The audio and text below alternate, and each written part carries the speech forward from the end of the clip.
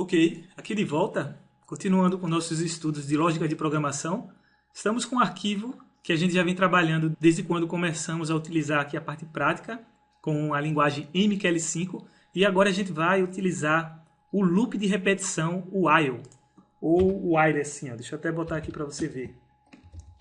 While, né? Essa palavra while vem do inglês e significa enquanto, né? Isso aqui é enquanto em português, enquanto. Então, o que acontece? Enquanto determinada condição lógica seja respeitada, né, continue sendo respeitada, execute um bloco de algoritmo, execute alguma coisa. E é assim que a gente vai fazer o uso desse comando while. Atenção aqui, esse vídeo é um vídeo para quem não tem noções de lógica, quem não conhece nenhuma linguagem de programação.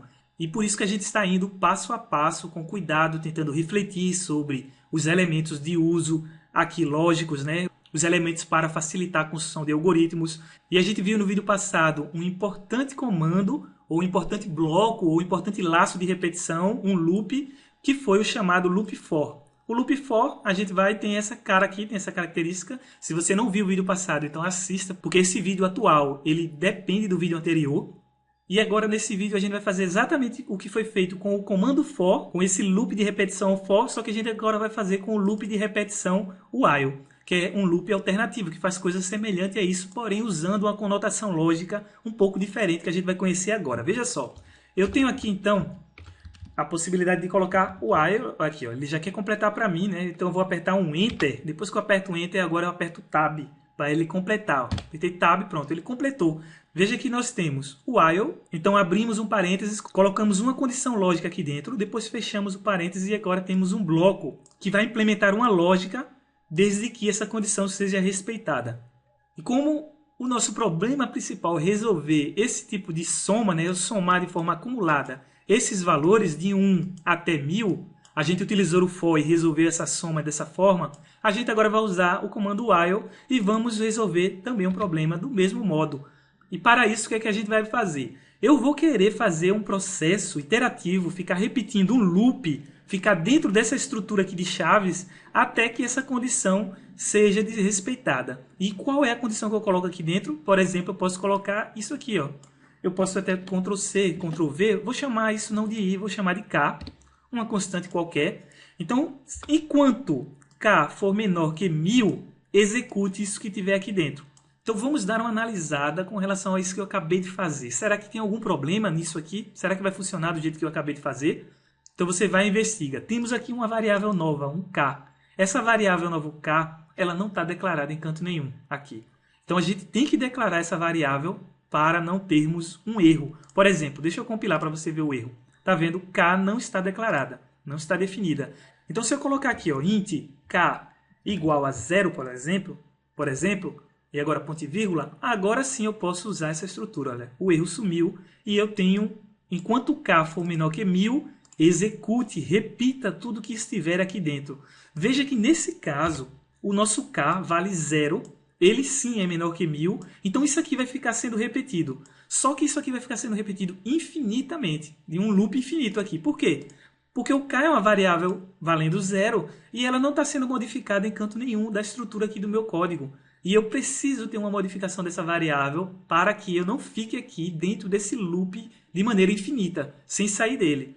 Então, o que é que eu devo fazer? Eu posso aqui dentro colocar um incremento para cá. Por exemplo, a cada vez que ele dá uma volta, dá um loop, que mais uma vez, como a gente estudou no vídeo passado, o for é uma estrutura que dá um loop, né? Dá uma volta, fica dando um ciclo, até que essa condição seja desrespeitada. Aqui é a mesma coisa, ele vai ficar dando um ciclo, enquanto que isso aqui for respeitado, ou até que isso aqui seja desrespeitado. Então vamos pensar assim. Então atenção no modo de interpretação da lógica daqui de dentro. Então quanto K for menor que 1000, fica aqui dentro. Eu vou colocar então assim um K igual a um K mais 1.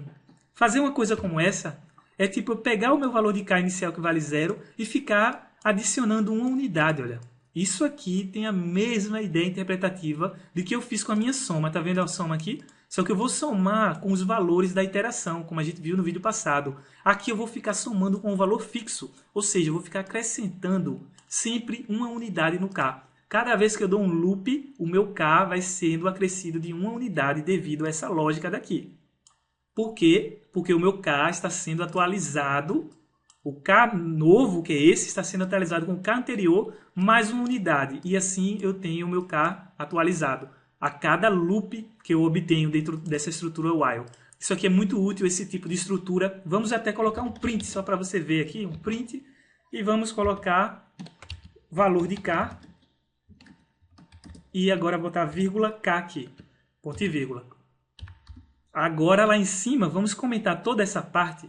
Vou comentar tudo isso, olha, com Ctrl C cedilha, comentei. E agora a gente vai poder ver como é que essa estrutura while funciona dentro dessa concepção lógica. Veja que aqui o K vai sendo acrescido de uma unidade a cada passo no meu loop. Só que quando o meu K chegar no valor exatamente igual a 1000, o que é que vai acontecer com isso? Isso aqui vai ser desrespeitado. Por quê? Porque o meu K vai deixar de ser menor que 1000. Olha, aqui está dizendo K menor que 1000. Porém, quando eu ficar acrescentando em cada vez que ele dá um loop, uma unidade, vamos ter uma situação em que o nosso K vai ser maior do que 1000. Sendo maior do que 1000, ele para de entrar dentro desse loop de execução. Veja que interessante. Então, ele já termina automaticamente esse valor e para, claro, de printar, né, na tela, de colocar na tela para a gente essa string aqui, não é verdade? Então, vamos compilar isso e ver lá no MetaTrader como é que se comporta. Então, vamos aqui, né, vamos pegar o nosso script, segurar e arrastar para a tela principal. Pronto, olha ele aqui printando o valor de K.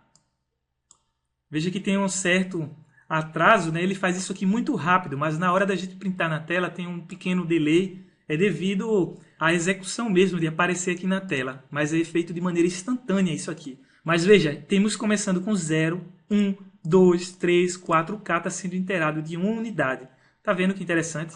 Por quê? Porque a gente botou K igual a K mais 1. Vamos voltar lá.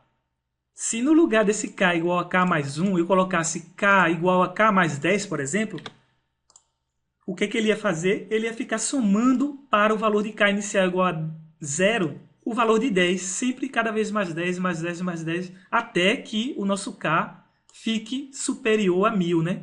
Ou seja, deixe de ficar inferior a 1000. Tá entendendo aí? Vamos ver lá. Vamos compilar isso e ver como é que se comporta. Então aqui a gente limpa. Vamos procurar nosso script, segurar, arrastar e soltar aqui. Pronto, veja como foi mais rápido agora.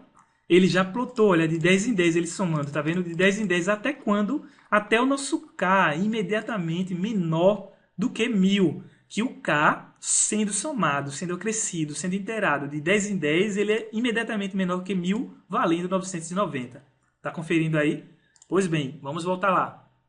Então veja, se eu tirar isso daqui e compilar, não vai ter erro algum, mas isso aqui nunca vai ser desrespeitado. Então a gente vai estar sempre printando esse valor de K aqui na tela e nós vamos ter um problema, né? Porque vai ficar infinito isso aqui nunca vai ter fim. Então tem que ter cuidado para não fazer uma coisa como esse, porque trava a máquina. Isso aqui pode travar a máquina, eu não vou nem testar que pode travar o vídeo aqui que eu estou gravando. Mas vamos agora então botar assim, ó, 1, e agora a gente vai ficar inteirando de uma unidade. Veja só, isso daqui é um processo que vai ser iterado para que isso um dia seja desrespeitado. Mas se eu quiser fazer essa soma, o que é que eu faço como contexto de lógica, né?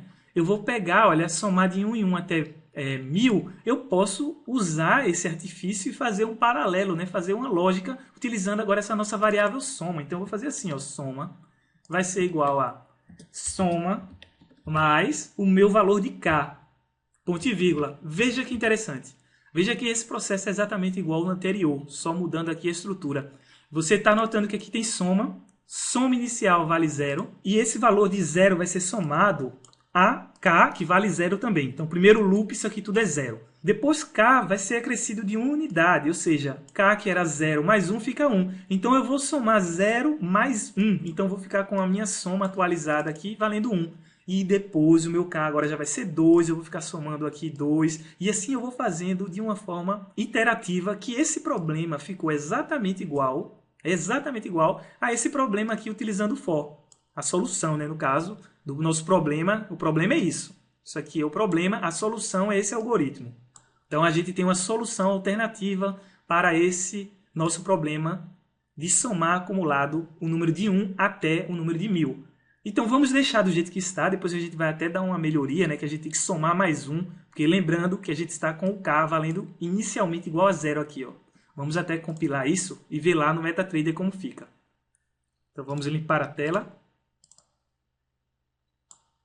Pronto. Olha que interessante. Esse aqui já é o nosso processo de soma. Agora, por que não apareceu a soma? Porque eu me esqueci de colocar a variável soma no lugar do K, né? Vamos até voltar lá para ajeitar isso. Aqui, no caso, eu boto vírgula e coloco assim, ó, soma igual, e aqui eu coloco soma.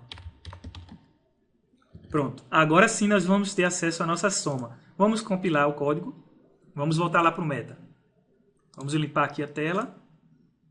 O nosso arquivo está aqui, bem fácil. Pronto. Olha aí, o valor da soma.